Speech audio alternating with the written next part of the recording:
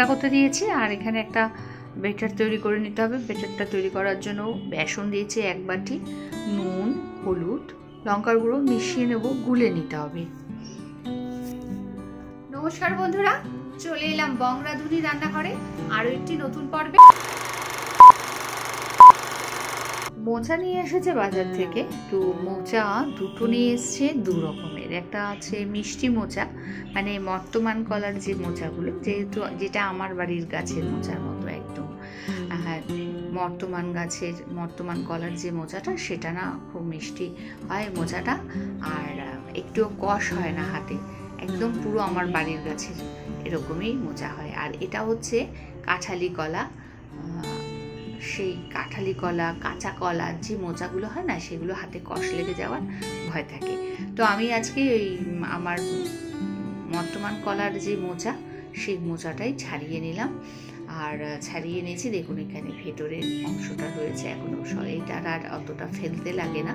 এটাকে কুচিয়ে এর মধ্যে দিয়ে দেবো। আর ওপর থেকে সব খোসাগুলো ফেলে দিয়েছি, কুচিয়ে নিয়েছি। ডাঁটি আর ভেতরে যে ছোটো মতো একটা অংশ থাকে, সেগুলো সব ফেলে দিয়ে সেদ্ধ করে নিয়েছি কুচিয়ে। আর সেদ্ধ করার ভিডিওটা বোধহয় বাদ পড়ে গেছে, তো সেদ্ধ করে নিয়েছি।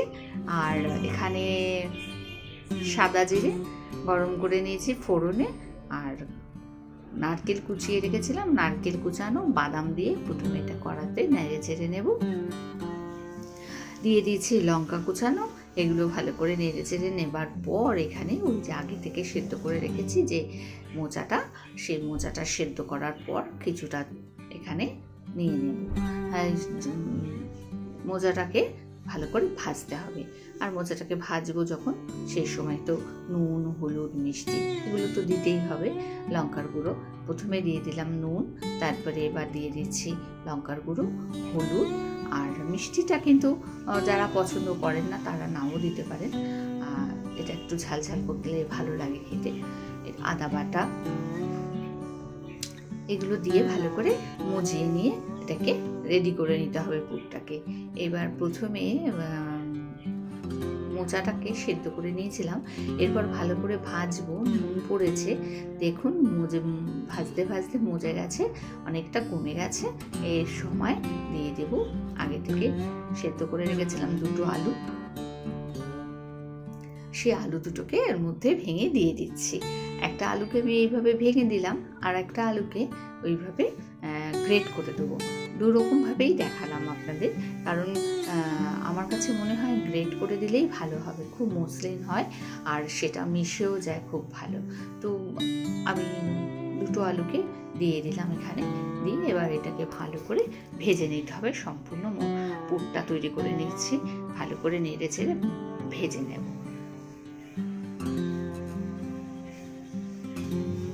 আমার একটা সিক্রেট মশলা, যেটা হচ্ছে ভাজা মশলা, যেটা আমি বাড়িতেই তৈরি করে নিয়েছি।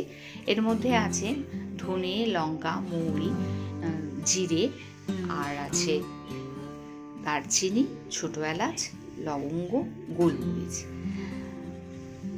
যে কোনো রেসিপিতেই যদি ভাজা মশলাটা দেয়া হয় খুব টেস্ট হয়। আর এখানে মোচার আন্দাজে আগে আলু নুন দিয়েছিলাম, পরে আবার আলুর আন্দাজে নুন দিয়ে নিলাম।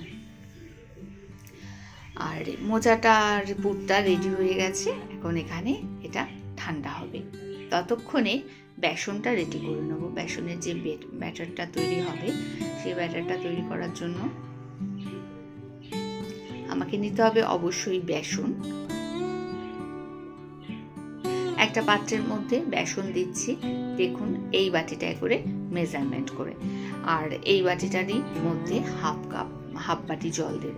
এর মধ্যে নুন দিচ্ছি, লঙ্কার গুঁড়ো দিচ্ছি, হলুদের গুঁড়ো দিচ্ছি, দিয়ে এটাকে ভালো করে মিশিয়ে নেব। এই সময় কিন্তু আপনারা বেকিং সোডা সেটা দিতে পারেন, আমি এখন দিচ্ছি না।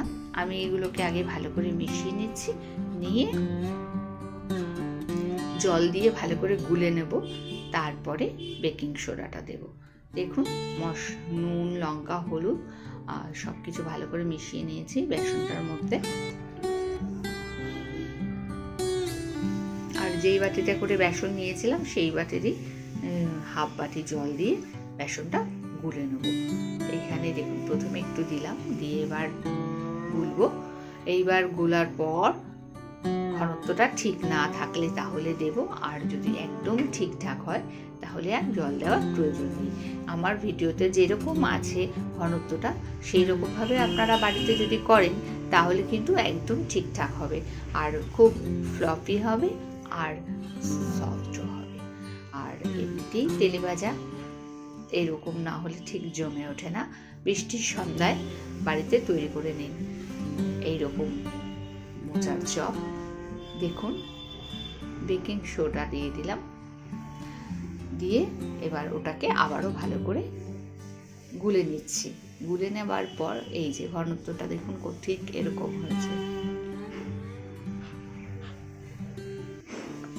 ওটাকে ঢাকা দিয়ে সরিয়ে রাখলাম, কিছুক্ষণ রেস্টে থাকুক। ততক্ষণে পুরটার থেকে যে মোচার চপ হবে, মোচার চপের আকারটা দিয়ে দেবো একটা একটা করে। এর মধ্যে একদম বাদাম নারকেলের ঠাসা মোচার চপ, দারুণ। দোকানে কিন্তু বাদাম দিলেও নারকেল দেয় না, নারকেল দিলে বাদাম দেয় না, বা দুটোও যদি দেয় এত কিন্তু পরিমাণে থাকে না। যেহেতু বাড়িতে আমরা নিজেরা তৈরি করে একদম মনের মতো স্বাদ করে যত খুশি বাদাম যত খুশি নারকেল দিই, খুব ভালো লাগবে খেতে। এইভাবে আমি চপের আকারে মোচার পুরটাকে রেডি করে নেব।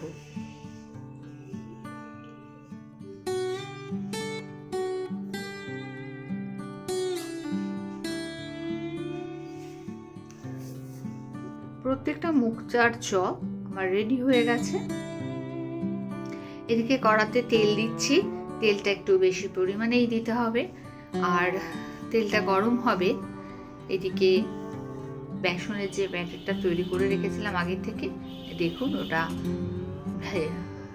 যতটা ঘনত্ব করেছিলাম তার থেকে এখন বেশি ঘনত্ব হয়ে গেছে। এই আগে থেকে করে রেখেছিলাম বলে একদম ঠিক ঘনত্বে এখন চলে এসেছে। এইভাবে উপর থেকে মোচার চপটা দিয়ে আর ঠিক এইভাবে তুলে নেব। তেল গরম হয়ে গেছে, আর এই ফুটন্ত গরম তেলের মধ্যে এটা দিয়ে দিলাম। দেখুন সঙ্গে সঙ্গে ওটা ভেসে উঠেছে ফুলে।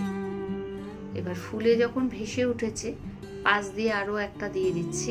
এইভাবে তেলে ভাজা যে তেলের মধ্যে, ফুটন্ত তেলের মধ্যে মোচার চপগুলো দিয়ে দিচ্ছি।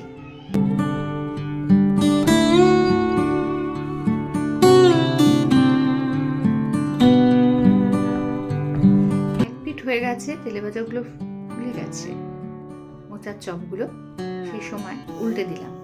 এপিঠ ওপিঠ দুপিঠই ভালো করে ভেজে নেব। কালারটা চেঞ্জ হয়ে গেছে, দেখুন একদম তুলে নিয়েছি তেলের থেকে, তেল ঝরিয়ে নেব। এইভাবে সবগুলো ভেজে নেব। সব মোচার চপগুলো ভেজে গরম গরম বর্ষায় বৃষ্টিতে জমে যাবে। আমার ভিডিওটা দেখে যদি আপনাদের ভালো লাগে প্রচুর প্রচুর শেয়ার করে লাইক করে দিন। আর যারা এখনো সাবস্ক্রাইব করেননি তাদের বলবো সাবস্ক্রাইব করে নিন, প্রত্যেকদিন নতুন নতুন নোটিফিকেশন পাবেন সবার প্রথম। আজ এই পর্যন্ত, ফিরে আসছি পরবর্তী ভিডিও নিয়ে। পরবর্তী সময় ভালো থাকবেন, সুস্থ থাকবেন। আমার ভিডিওটা দেখার জন্য, আমার সঙ্গে থাকার জন্য অনেক অনেক ধন্যবাদ।